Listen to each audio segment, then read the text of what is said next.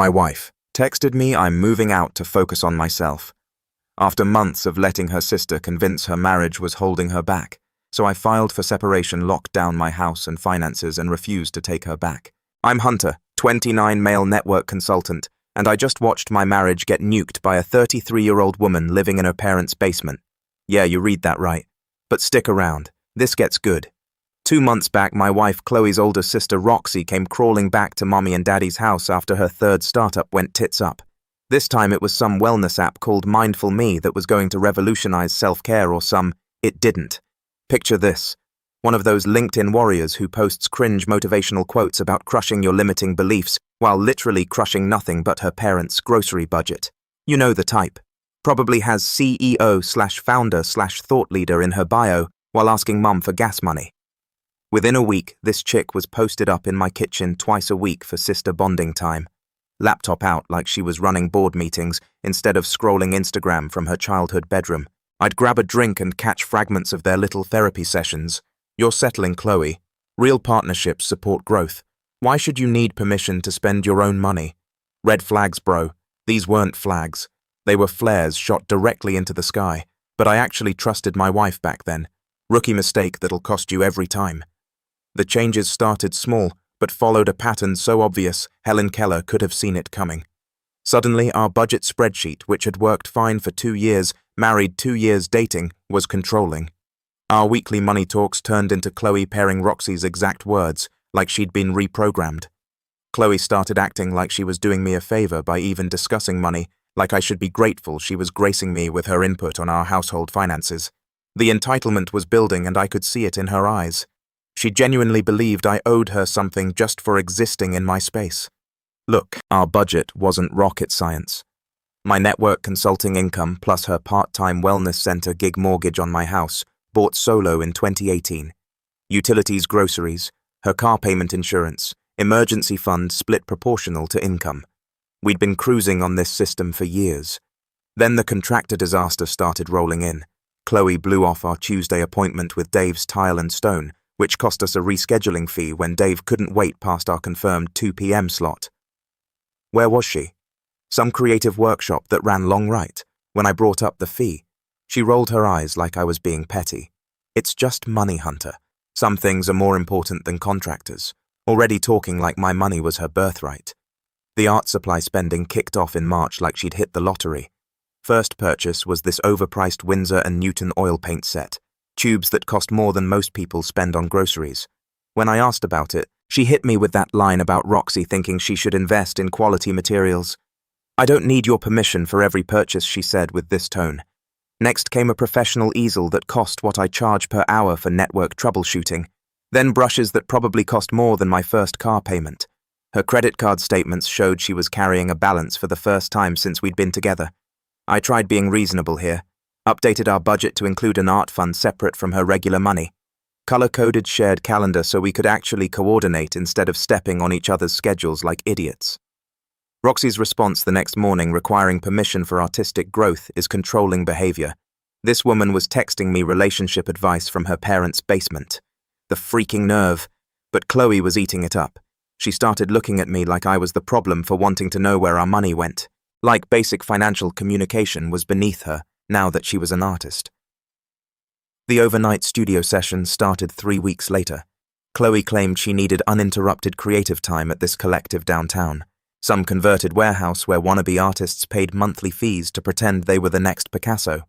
Roxy backed her up, saying real artists couldn't be constrained by relationship expectations. Here's what I learned later about this place.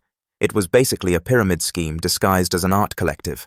Trevor, the guy running it, charged people $200 monthly for studio access, but most of the space was just folding tables and bad lighting. The real hook was his mentorship program, where he'd identify women going through life transitions and offer them intensive artistic development. Same boundary. Overnight sessions needed advanced discussion, not permission. Basic communication so I could plan around her schedule. We had contractor meetings. I had weekend calls. Household needed coordination. She violated this 4 times in 2 weeks. Same pattern. 11 p.m. text saying she was staying late to finish a piece. But here's what really got me. She started acting like I should be thanking her for these little notifications. Like she was doing me this huge favor by letting me know she wouldn't be home. Each morning I'd see Roxy's Instagram stories showing them at gallery openings with older dudes who looked like aging professors with serious midlife crisis energy. These weren't established artists. They were Trevor's network of divorced guys in their 40s. The expensive violation came in early May. Khloe attended a 3-day intensive creative retreat without discussion, causing us to miss Tony the electrician. Tony charged us for the missed appointment since he'd blocked out 4 hours. When I mentioned this cost, Khloe said Roxy thought I was prioritizing fixtures over her breakthrough. My art is more important than some random contractor. Hunter, you need to get your priorities straight. The final straw was Carmen's visit 2 weeks before everything ended, my mother-in-law. During dinner, she mentioned how proud she was of Khloe, finally prioritizing her calling over domestic responsibilities. When I asked what she meant, Carmen said Roxy had explained how I was holding Khloe back from her true potential. That conversation revealed the full scope. Roxy had positioned herself as the enlightened sister who understood Khloe's needs while painting me as the controlling husband. But what really sealed it was seeing how Khloe looked at me during that dinner like I was some peasant who couldn't understand her elevated artistic calling. I realized I was being systematically undermined by a 33-year-old living in her parents' basement who'd never successfully completed anything. Instead of fighting or trying to convince Khloe her sister was running psychological warfare, I started disengaging. You know when you just slowly detach. Exactly.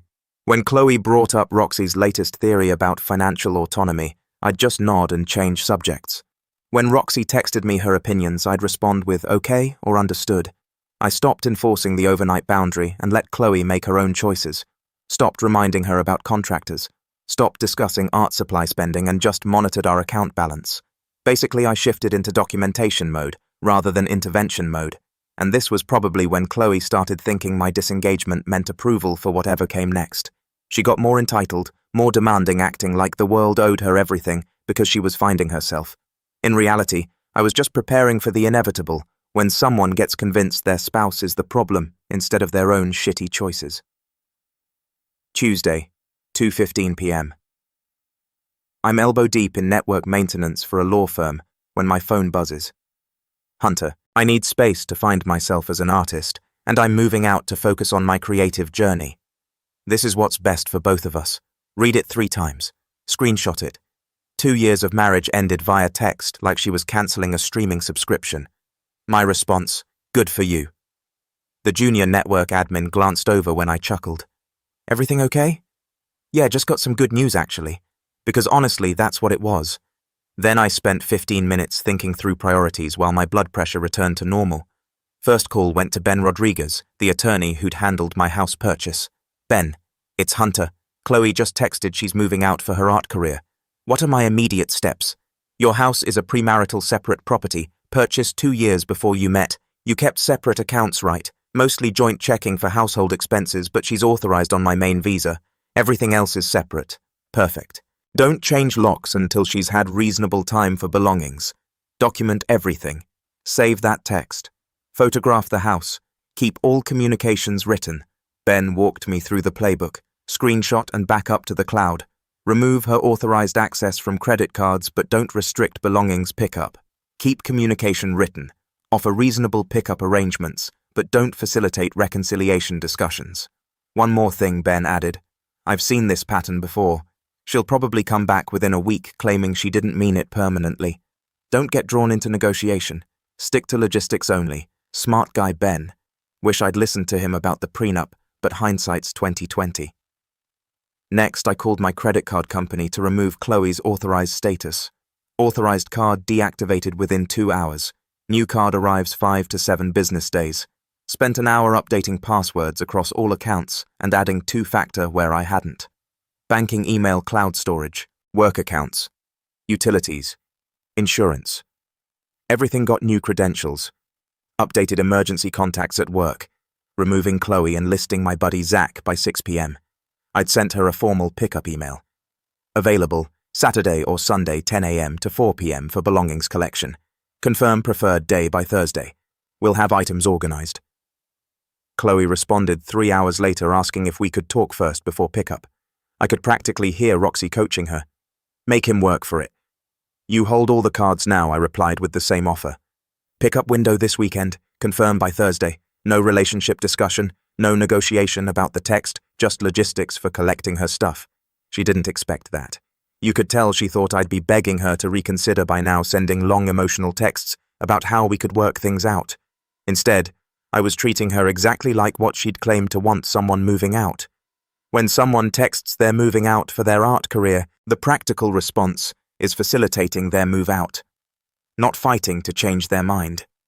Wednesday morning consultation with Ben at his downtown office. I'd printed everything. Text message, bank account screenshots, separate credit statements, deed showing sole ownership. Ben reviewed each document. This is straightforward, Hunter. Voluntary departure via written communication, separate premarital property, brief marriage, minimal joint assets. He explained the legal framework. File for separation immediately to establish timeline and residence. Temporary orders will maintain your exclusive residence since the house is premarital separate property. New Jersey recognizes separate property. What you owned before marriage stays yours unless intentionally converted to marital. Bet. What about spousal support? Brief marriage. Voluntary departure. She has income. Unlikely, especially since she left for a career opportunity. Property division minimal since you kept finances separate. Ben had handled about 50 divorces in the past 5 years, mostly guys who'd gotten blindsided by wives who decided marriage was holding them back. You're actually in a better position than most of my clients. Usually they come to me after their wives have already cleaned out joint accounts or racked up credit card debt. You documented everything and kept finances separate. I authorized him to file that afternoon. Keep all communication written. Don't discuss reconciliation. Stick to practical matters. One more thing, Ben said, sliding a business card across his desk. My buddy runs a men's support group downtown. Not therapy BS, just guys who've been through similar situations. Meets Thursday nights at the community center. Might be worth checking out. I pocketed the card, but figured I probably wouldn't need it. My situation felt pretty clear-cut. Meanwhile, Khloe was clearly expecting different moves from me. Through mutual friends, I heard she kept asking if I seemed devastated, or if I was handling this badly, like she wanted confirmation that losing her was destroying me. When people told her I seemed to be managing fine, she got snippier. Sarah from the wellness center mentioned Khloe seemed confused that I wasn't fighting for the marriage or trying to contact her. Called Bank of America about joint checking, which required in-person visit since closing needed both signatures. Instead, I placed a temporary freeze requiring both holders to approve transactions over $50. Balance was minimal, mostly household money, but prevented either of us from emptying it impulsively. Updated work benefits through HR removing Khloe as 401k and life insurance beneficiary. Changed emergency contact from Khloe to Zach. Updated health insurance to remove her as covered spouse. Thursday evening was a comprehensive inventory using the phone's camera with timestamp. Photographed every room from multiple angles, documenting her clothes and closet toiletries and bathroom jewelry on dresser, moved through spare room where she'd set up ArtStation easel canvases, paints, brushes, organized in containers. Her belongings filled about 8 boxes when I did the sorting, created preliminary manifest in Google Doc, categorizing by room, and noting purchase source, where verifiable for anything disputed. I planned checking credit statements and receipts for clear ownership. The house felt different that evening, like seeing it clearly for the first time in months. Without Khloe's art supplies scattered everywhere, and Roxy's constant theorizing, it was just my space again. Quiet, organized, manageable. But according to Sarah, Khloe was getting more agitated that I wasn't reaching out. She apparently kept saying things like, "He's probably just in shock, and he'll realize what he's lost soon enough." The delusion was building. Instead of traditional post-breakup Vegas weekend with overpriced drinks and questionable decisions, I stayed local and kept things simple. Called my best friend Zach Thursday night after finishing inventory. Zach Khloe moved out via text for her art career. Want to come over Saturday for a reset session? Zach had been through his own divorce 2 years prior and understood staying grounded during relationship transitions. Absolutely. Want me to bring Tyler and Scott? Keep it low-key but get your normal crew together. Yeah, that sounds perfect. Saturday afternoon became exactly what I needed. Zach arrived at 2 p.m. with his Weber portable grill and cooler packed with burger patties. Tyler brought his folding poker table and chipset for Texas Hold'em. Scott connected his gaming laptop to my TV for Rocket League tournaments. We set up poker in my kitchen while burgers cooked on the back deck. Conversation flowed naturally. Tyler's wedding planning stress. Scott's latest difficult client. Zach's online dating experiences at 31. Normal guy problems that put my situation in perspective without anyone playing therapist. Document the timeline Zach advised. Show you're handling this rationally. Maintaining normal social connections, not having breakdown or dramatic response. Smart thinking from someone who'd navigated his own legal proceedings. His ex tried to paint him as unstable during property settlement, but his attorney had evidence of consistent behavior and normal social activities throughout separation. My ex pulled the same Scott said dealing next. Moved out to find herself with some yoga instructor, then got pissed when I wasn't devastated. Some women think leaving is supposed to be their trump card. Tyler, being the only one still in a happy relationship, mostly listened and asked practical questions. So what's your lawyer saying about timeline? Ben thinks it'll be straightforward since she left voluntarily and we kept finances mostly separate. Property division should be minimal. Good call on keeping separate accounts. Zach nodded. That saved my ass too. You learned to protect yourself after getting burned once. The best part was having reliable witnesses to my mental state during this timeline. No excessive reactions, no angry rants about Khloe or Roxy, no dramatic declarations about relationships being pointless. Just 3 guys eating grilled burgers, playing cards for small stakes, arguing about whether Scott's bicycle kick goal was skill or luck. Meanwhile, Sarah texted Tyler that Khloe was asking around about what I was doing and seemed frustrated that I wasn't falling apart. Apparently she kept saying I was putting on a show and that I'd crack eventually. I slept better that night than I had in weeks.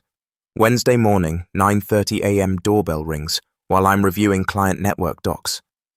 Through the window I see Khloe standing next to 2 suitcases with Roxy idling in the driveway, engine running like a getaway driver. I opened the door but stayed in frame, not stepping back to invite her inside. Pickup window is Saturday 10 to 4. Sent details Monday morning. She looked confused, fumbling with keys. Hunter, my key isn't working. Keypad codes were temporarily restricted pending pickup.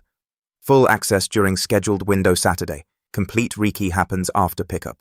I handed her the legal separation folder through doorway. Legal separation filed Wednesday. You moved out voluntarily per your text. House is my separate premarital property. She fumbled through papers looking overwhelmed. Hunter, I didn't mean permanently. Just needed a few days to clear my head. Where have you been staying since Tuesday? Long pause while she looked back toward Roxy's car with people from the art collective downtown. Which people specifically? Another pause. Longer. Trevor has studio space he lets people use when they need somewhere to work intensively. Trevor, the married guy with photography gallery. She looked away toward street.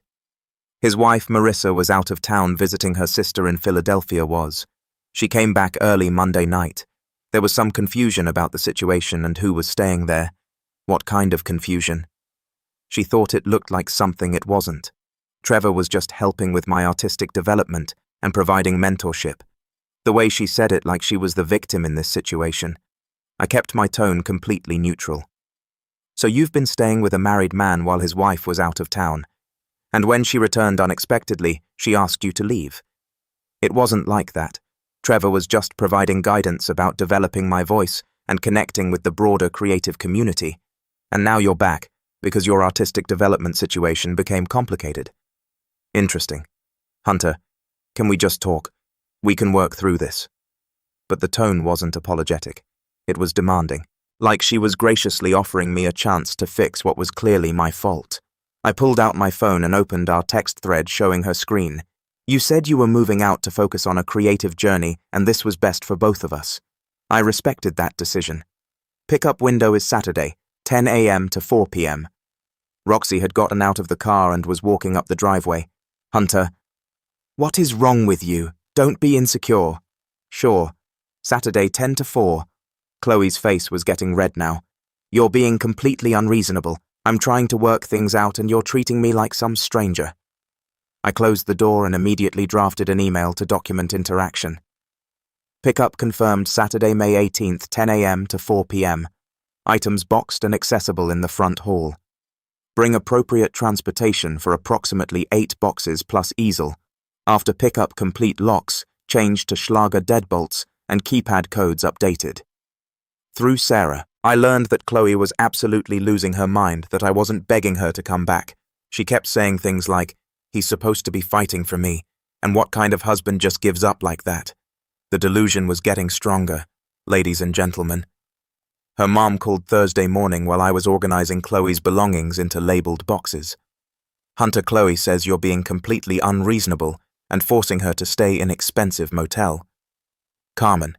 She texted me Tuesday that she was moving out to focus on creative journey. I respected her decision and offered pickup window for belongings, but she's spending over $80 per night at Extended Stay America. She can't afford that long term on her salary. She said it was somehow my fault. Well, that's unfortunate. She created the situation when she decided to stay with Trevor while his wife was out of town. Complete silence on the other end. "What do you mean, Trevor? Ask your daughter where she's been staying since Tuesday and why Trevor's wife Marissa asked her to leave Monday night. I don't appreciate your tone, Hunter." Roxy says, "You're being vindictive. I'm stating facts. Carmen, your daughter is an adult who made her decisions. She can deal with it now. Have a good day." I hung up and returned to pickup preparation. No point extending conversation with someone who'd gotten Roxy's version and wasn't interested in actual facts. But the calls kept coming. First Carmen again, then Khloe's aunt, then even her grandmother. All with the same script. I was being cruel and unforgiving, and Khloe was just going through a phase. Each conversation revealed how completely Khloe had rewritten the narrative. According to her family, I had kicked her out and was now punishing her for trying to grow as a person. No mention of her moving out voluntarily. No mention of Trevor. No mention of her disrespect over the past 2 months. What really got me was Carmen's second call that evening. "Hunter." I talked to Khloe about this Trevor situation. She says you're twisting what happened to make her look bad. Carmen, I'm not twisting anything. Your daughter chose to stay with a married man while his wife was out of town instead of coming home to discuss whatever issue she was having with our marriage. She says Trevor was just helping her with art connections at his house overnight while his wife was out of town. Does that sound like professional networking to you? Another long pause. Well, when you put it like that, yeah, exactly like that. Friday evening. I'd spent week carefully boxing everything belonging to Khloe using clear labeling and detailed documentation. Art supplies, oils, brushes. Purchased March 2024. Clothing, bedroom, closet, personal items. Books, romance novels, and art history. Personal collection. Create a detailed manifest with specific entries and supporting documentation. Art supplies alone filled 4 boxes each, clearly labeled by category. Professional-grade equipment representing serious investment, more than most people spend on hobbies in a year. Set up a doorbell camera system to record in continuous high definition. Also positioned phone on kitchen counter, with video recording ready to document actual handover. Not for conflict, just legal protection in case disputes about what items were transferred or what was said during exchange. Confirmed with Zach, he'd be available Saturday morning as witness. He understood importance of having neutral third-party documentation, especially given Roxy's involvement and tendency toward drama. Sarah texted Tyler that Khloe was confident I'd break down and beg her to stay during pickup. She apparently told people she was giving me one last chance and expected me to come to my senses when I saw her in person. The delusion was complete. Saturday at 10 a.m. sharp, Khloe and Roxy arrived with a 10-foot U-Haul truck. Zach arrived 5 minutes later, parking on the street with phone ready to document the process. Handover took 90 minutes of loading. Started the timer and began recording with Zach photographing U-Haul's empty cargo area for before and after comparison. Every few minutes, Khloe would make comments like, "I can't believe you're making me do this," or "This is so unnecessary, Hunter," like I was forcing her to move out instead of just facilitating what she'd demanded via text. Roxy kept making passive-aggressive comments about my coldness and how I was throwing away 4 years over one mistake. She kept trying to position herself as the reasonable mediator while completely ignoring that her coaching had created this situation. Disputed items phase required more careful documentation. Khloe tried to claim several items clearly mine based on purchase receipts, kitchen stand mixer we used for baking together, I showed her Williams-Sonoma receipt from December 2017, 2 years before we started dating. Mine those glassware sets we got as wedding gifts. Wedding gifts stay with marriage. I'll pack them separately for you. For each item I wouldn't give her, she got more indignant. Like she couldn't believe I wasn't just handing over whatever she wanted. You're being so petty about everything she said when I wouldn't let her take a coffee table I'd bought in 2018. Hunter Roxy chimed in. Is this really the hill you want to die on? It's just furniture. Actually, it's about property rights and legal boundaries, something adults understand. Having receipts and credit statements made most decisions straightforward. For a few items where ownership was genuinely unclear, I let her take them just to avoid extended negotiation. When loading finished at 11:20 a.m., she attempted one final negotiation. Hunter, 2 years married and 4 years together, has to count for something. Can't we at least try counseling or mediation before making this final? She said it like she was offering me a gift, like I should be grateful she was giving me another chance. You ended the marriage. That was your choice. And you followed through. I made a mistake with Trevor's situation. I realize that now. Yep. Too late. Roxy finally spoke up from beside truck. She's trying to apologize and work things out, but that's not what this was. This was Khloe expecting me to accept her back because she decided she was ready to return. No real apology, no acknowledgement of what she'd done wrong, just expectation that I'd be grateful to have her back. I heard her. Saturday pickup window is now closed. Goodbye, Khloe. The look on her face was pure shock, like she couldn't believe I wasn't falling in line with her script. She stood there for maybe 30 seconds, mouth open, clearly expecting me to change my mind. They drove away at 11:30 a.m. with U-Haul fully loaded. I immediately went to the garage and retrieved Schlager Ricky kit, spending next hour installing new deadbolts on the front and back doors. Through Sarah, I learned what happened over the following weeks. Khloe burned through savings within 3 weeks trying to maintain temporary housing while paying storage fees for all art equipment.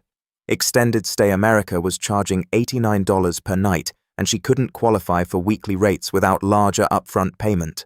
The storage unit for art supplies ran $127 monthly. With her take-home pay, math was impossible, but instead of accepting responsibility, Khloe was getting more delusional. She told people I was financially abusing her by not giving her money for housing. She said I was forcing her into poverty by not letting her move back in. She genuinely believed I owed her financial support after she walked out on me. The kicker, Trevor's divorce proceedings accelerated rapidly after the incident at his studio. His wife, Marissa, was a professional photographer who'd been documenting his pattern of affairs for months, waiting for definitive evidence to support her case. Khloe had apparently been the final proof she needed. Marissa had photographs, text screenshots, financial records showing Trevor had been using art collective membership fees to subsidize personal lifestyle while falling behind on studio rent. Multiple women came forward about his mentorship methods once news spread through local art community. Turns out, Trevor had been running the same scam on at least 6 different women over the past year. Always the same pattern. The art collective collapsed within 6 weeks when Trevor left town to avoid divorce proceedings and unpaid rent obligations. Several members lost deposits and had to find new studio space. Khloe moved back with Carmen after savings ran out, making a 2-hour commute to wellness center job until they inevitably fired her for unreliable attendance. But here's the best part. She was telling everyone who'd listened that I had destroyed her dreams and sabotaged her artistic career, still completely unable to accept that her choices had consequences. Ben filed for temporary orders in family court, establishing legal framework for our separation. Since Khloe had moved out voluntarily and the house was my documented premarital property, I maintained exclusive residence, no spousal support issues, given brief marriage duration, and her voluntary departure for career purposes. The discovery process took 60 days, during which Khloe's court-appointed attorney requested financial records and property documentation. I provided everything in organized binders. Zach provided written statement about witnessing pickup process and my rational behavior throughout separation. The decree was finalized 4 months after Khloe's original text. Standard no-fault divorce terms. Each party awarded their separate property. No spousal support due to brief marriage duration and voluntary separation. Minimal court costs split equally. Total legal fees worth every penny for clean resolution and clear legal protection. I celebrated by finally purchasing the motorcycle I'd been researching for months. 2019 Yamaha MT-07 from a local dealership, negotiated price down from asking using cash saved from not funding anyone else's artistic journey. New Jersey requires Motorcycle Safety Foundation basic rider course before issuing endorsements to first-time riders. Spent 2 weekends learning proper cornering technique, emergency braking procedures, and defensive riding strategies. Passed both written exam and practical writing test, earning motorcycle endorsement. The course was actually more fun than expected, mostly guys in their 30s and 40s who decided they wanted something more exciting than minivans and suburb life. The instructor was a retired state trooper who'd seen enough motorcycle accidents to take safety seriously, but kept classes engaging with real-world scenarios. The local riding community welcomed me immediately through Central Jersey Riders Group. Saturday morning group rides through scenic back roads. Nothing crazy or dangerous, just people who enjoyed motorcycles as weekend stress relief. Started seeing Jennifer about 6 weeks after divorce decree finalized. We met through riding group. She worked supply chain logistics for J&J's medical device division. Owned her house outright in East Brunswick. Drove paid-off cars she'd bought with cash. The first thing that impressed me about her was her motorcycle, 2020 Honda CB65 OR, that she'd bought new and maintained herself. She could talk carburetors and spoke suspension tuning like she actually knew what she was talking about. It was refreshing being with someone who contributed equally to joint activities instead of expecting subsidization for personal development projects. The house felt completely mine again, quiet, organized, with garage space available for motorcycle maintenance instead of storing someone else's expensive art supplies. 6 months after divorce decree, I was in the driveway on Saturday morning doing routine chain maintenance on the Yamaha. We typically rode freehold Englishtown scenic loop on Saturdays, about 45 miles of winding back roads through farmland and state forest. Zach was in the garage checking tire pressure on his own bike when Khloe's car pulled up to the curb around 9:30 a.m. But this wasn't Roxy driving. This was Carmen, and she looked pissed. Khloe approached cautiously across the front lawn. She looked desperate, thinner, stressed, like life hadn't been going according to plan.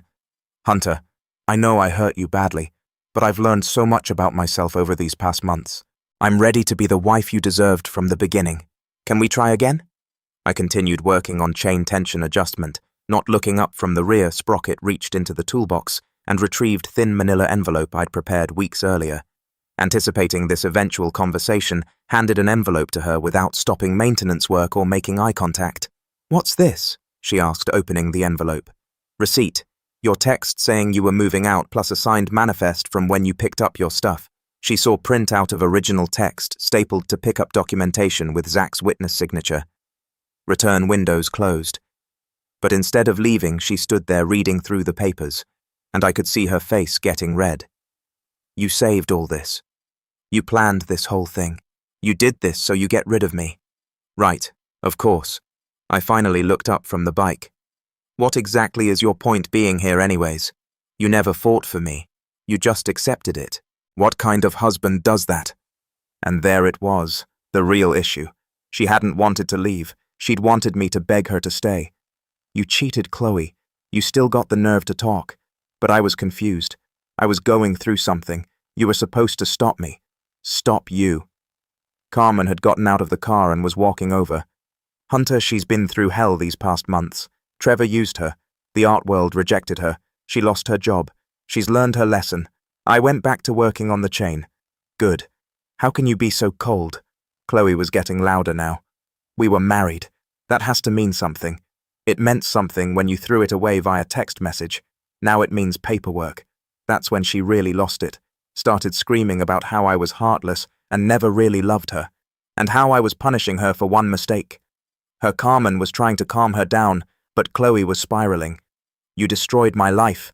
You could have fought for me, but you chose to be vindictive. This is all your fault." Zach had come out of the garage and was recording everything on his phone. "Smart move. You know what your problem is, Hunter. You never really loved me. You just wanted someone to control. When I tried to grow as a person, you couldn't handle it. You're pathetic." I finished tightening the chain and stood up, wiping my hands on a rag. Looked at her directly for the first time since she'd arrived. "You're right about one thing, Khloe. I never loved you. Not the real you anyway. Turns out the real you is someone who throws away her marriage for a married man's attention, then blames her ex-husband when it goes sideways. That's not someone worth loving. The look on her face was pure shock. I loved who I thought you were. That person never existed. I was married to a calm and grabbed Khloe's arm. Come on, honey. Let's go. But Khloe wasn't done. You'll regret this. You'll never find anyone better than me. I hope you die alone. I looked at Jennifer's text on my phone reminding me about our dinner plans that evening. Already found better. Thanks for the motivation. They drove away with Khloe screaming out the window. I went back to finishing the chain maintenance. Zach came over with his phone still recording. Damn, dude. She completely lost her. I finished chain maintenance, wiped down bike with microfiber cloth, and we headed out for regular Saturday ride. Perfect weather for it. Clear skies, 72 degrees light traffic on back roads. That evening, I showed Jennifer the video Zach had taken. She watched the whole thing with this amazed expression. That's insane. Yeah. Bullet dodged. Khloe had wanted space to find herself as an artist. She found out she wasn't one. Roxy had wanted to live vicariously through her sister's dramatic relationship choices. She got stuck managing aftermath when everything collapsed. Sometimes the best response is taking people at their word and allowing them to experience natural consequences of their choices. Problems solved themselves once I stopped trying to prevent predictable outcomes. Jennifer and I have been together 8 months now. We're talking about moving in together, but we're taking it slow and doing it right. Separate finances until we're sure. Clear communication about expectations, respect for each other's boundaries, everything Khloe couldn't handle. Last I heard, Khloe was still living with her mother and working retail, still telling anyone who will listen that I ruined her life and never really loved her, but I don't think about her much anymore.